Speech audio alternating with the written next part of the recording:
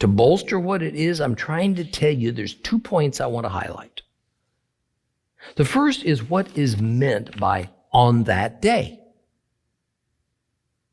On that day means the day of God's judgment. This is an end times event that no doubt begins with God's great shaking of the earth and the skies. It is the same as the day of the Lord, Judgment Day. It's a terrifying day, the worst the world has ever known, when who we think we are, runs headlong into what God says we actually are in his eyes. And the consequences of God's decision will determine our lives from that moment forward, permanently, for the better or the worse. The second point is, who are these workers of lawlessness? How do we recognize them? The ones that Yeshua said that even though they claim belief in him, he doesn't recognize them as actually belonging to him.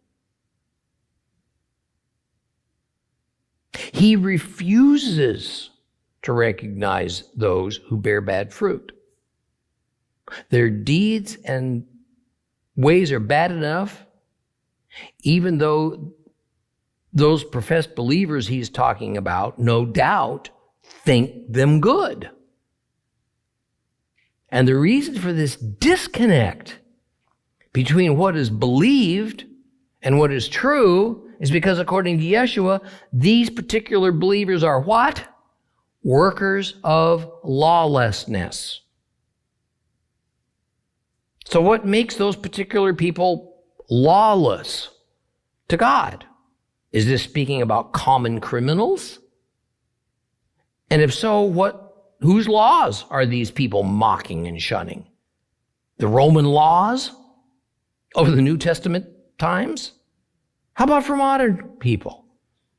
Is this referring to American law, European law, international law? The only law that God and his Son care about is God's law. And that was handed down to us in the form of the law of Moses. God won't be judging us based on the laws of our own individual towns or states or nations, which are so vastly different from one another and built upon political theories, cultural traditions, man-made agendas. We will be judged by God not according to our nation's law system, but rather according to his.